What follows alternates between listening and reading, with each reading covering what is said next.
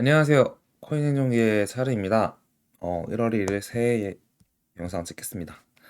일단 연말에 여러 일들이 있었어요. 뭐 비행기 사고도 있었고 해서 좀 어수선한데 뭐 영상 보시는 분들은 그래도 새해 복 많이 받으시길 바라고 영상 시작할게요. 보면 24년도 이제 31일 날 어제였죠. 어제 영상이 아니라 어제 시장을 봤을 때 마지막에 승자는 누구였냐라고 장면을 찍고 본다면 AI 섹터에서 AI 식스틴즈랑 버추얼이랑 이제 이런 애들이 다른 애들보다 확실히 퍼포먼스가 좋아서 아웃퍼폼하면서 AI 쪽이 좀 좋았다라고 볼 수 있었을 것 같고 매사리에서 낸 리포트를 몇 개 읽어보고 또 비트 시황도 보고 하면서 영상 마치도록 할 건데 보면 하이퍼리퀴드에 대한 얘기를 했어요. 하이프에 대한 얘기를 저 영상에서 직접 다루는 건 처음인 것 같은데 개인적으로 좀 샤라웃을 초반에 하긴 했었습니다만 하이퍼리퀴드는 그냥 어떻게 보면 DYDX 같은 덱스 퍼프 거래소인데 일단 속도가 굉장히 빠르고 그 안에 있는 하이프라는 토큰은 VC 투자 없이 그냥 사용자들한테 100% 나눠줬다는 점에서 밈코인과 좀 유사했다. 그래서 사람들한테 각광을 받았고 그 각광이 25년도에 주요 화제가 될 거라고 다들 예상을 해가지고 이게 시장이 먼저 반응을 해서 하이퍼가 가격이 좀 많이 올랐죠. 그런 토큰이 있었다. 모르시는 분들 많을 건데 하이퍼라는 토큰이 좀 각광을 많이 받았고 뭐 아직도 받고는 있다. 이렇게 알고 계시면 될 것 같고 뭐 버추얼은 저번에 빗썸에 상장을 해서 한국인들이 좀 익숙한 분들이 있을 거예요. 근데 이게 3개월 내에 타워 FTV를 뒤집을 거다라고 얘기를 해서 뭐 버추얼 자체가 이제 AI 에이전트 관련 토큰인데 계속 뭔가 좀 가격적으로 많이 올랐고 타워도 앞질 거다 이제 그런 얘기를 하고 있고 어 저는 개인적으로 보면서 굉장히 놀라웠던 것 중에 하나인데 퍼즈 펭귄이 크립토 펑크를 뒤집어 이제 PFP 컬렉션 최고의 NFT로 될 것 같다라는 리포트가 있는데 이게 전 대단하다고 생각하는 게 이제 역사성에 귀속돼서 어떠한 가치 발현을 했던 새로운 신물물을 이기는 게 쉽지 않다고 저는 생각하거든요. 쉽게 말하면 뭐 컴퓨터가 생기면서 윈도우가 생겼고 뭐 결국 승자가 윈도우가 됐고 윈도우의 역사성 때문에 다른 기업이 윈도우를 넘는 게 또 쉽지 않고 뭐 인터넷 WWW 프로토콜 자체도 그렇고 뭐 이런 되게 뭐라고 해야 될까? 하나의 가이드라인을 마련하고 기축같이 된 애들을 넘는 게 쉽지 않잖아요. 사실 NFT 시장에서 크립토 펑크가 그런 역할을 했다고 저는 생각을 해요. 17년도 제가 기억하기로 7월 달부터 아마 그때 보금받아서 만들어진 NFT가 크립토 펑크인데 2017년, 18년에 아무런 19년도까지도 아무런 얘기가 없다가 20년도에 갑자기 NFT라는 단어가 생겨나면서 되게 가치를 인정받았고 코로나 때부터 20년, 21년도에 가격이 엄청 올라서 1등의 자리를 매김한 게 이 크립토 펑크고 그 다음에가 이제 BYAC가 있었는데 BAYC죠. 베이스라고 하니까 갑자기 뜬금없이 생겨난 이 퍼치 펭귄 아주 귀여운 펭귄이 이 크립토 펑크를 넘어서려고 하는 것 자체가 어 마케팅을 잘했든 뭘 잘했든 진짜 대단하긴 하다. 저는 약간 소름이 많이 돋았습니다. 네, 그랬다라는 거고. 메사리에서 얘기하기로는 이제 솔라나보다 이더리움에 대한 이 뭐냐 가격적 퍼포먼스를 좋을 거라고 보고 있어요. 뭐 소울 ETH는 정점을 찍었고 25년 내내 계속 하락할 거라고 얘기하고 여기서 솔라나는 암호화폐 네이티브 입찰이고 고갈되고 솔을 대체 자산으로 천천히 판매하기 시작하면 순매도가 훨씬 더 많다. 이더리움은 24년도에 훨씬 더 나쁜 성적을 거두었는데 이더 ETF 유입 계속 급증에 따라 25년도에 더 많은 한계적 구매자가 생긴다. 뭐 이래서 외사리에서 얘기하기로는 솔라나보다는 이더리움이 이제 좋을 거다라고 얘기하는데 저는 도찐 개찐 둘 다 좋을 거라고 생각합니다. 솔직히 뭐 하나가 더 뛰어난 퍼포먼스를 낼 거다라고 생각하진 않고 뭐 이스가 2배 오르면 솔도 거의 뭐 2배 오르는 거 확정이고 뭐 이런 식으로 생각을 하고 있습니다.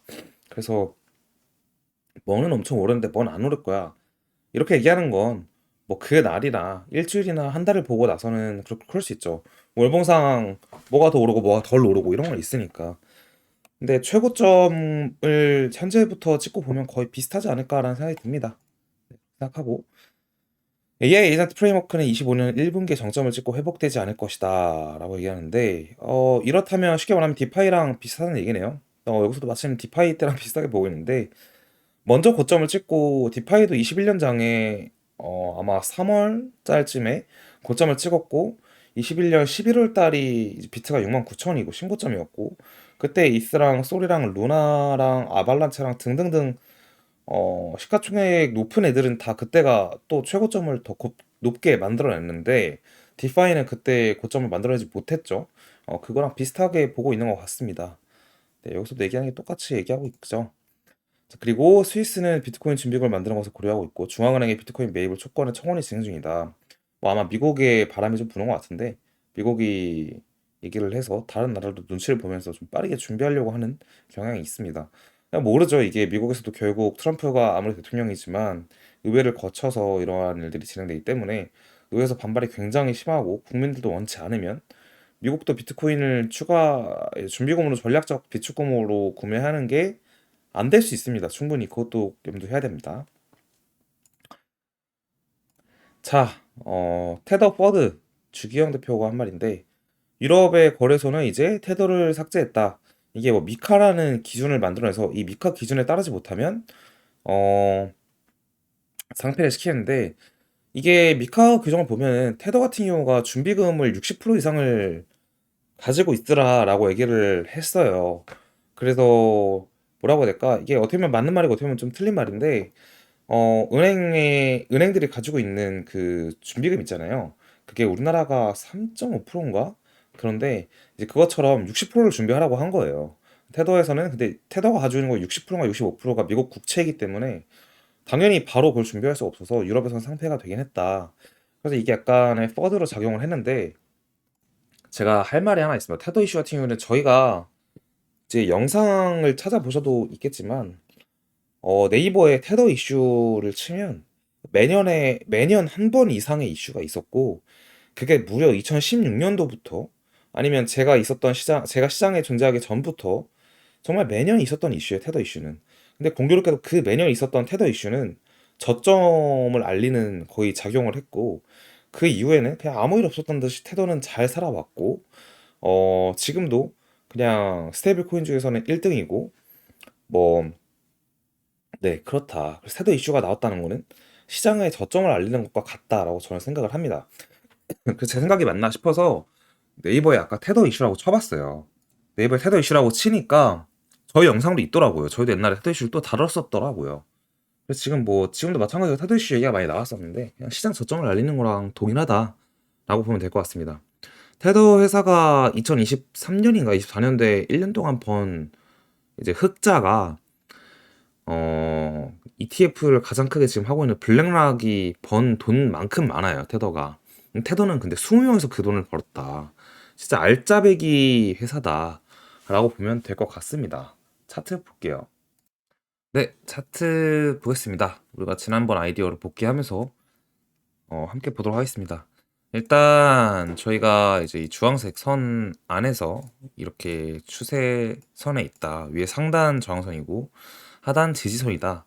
지지선을 살짝 깰 수도 있고 90.5K까지 여기를 채울 수도 있고, 이게 뚫리면은 87과 85를 우리는 기다려야 할 것 같다라고 얘기를 했었는데, 일단 살짝 깨고 오르는 방향으로의 움직임이 나왔고, 현재 일봉상에서는 추가 상승의 여력도 가능하고, 뭐 여러 가지 시나리오가 가능하지만, 뭐 얘기했던 것처럼 이 구간에서의 적절한 기간적 조정, 그러니까 오른쪽으로 횡보하는 시간이 길어질수록이라고는 표현을 하지 않을게요.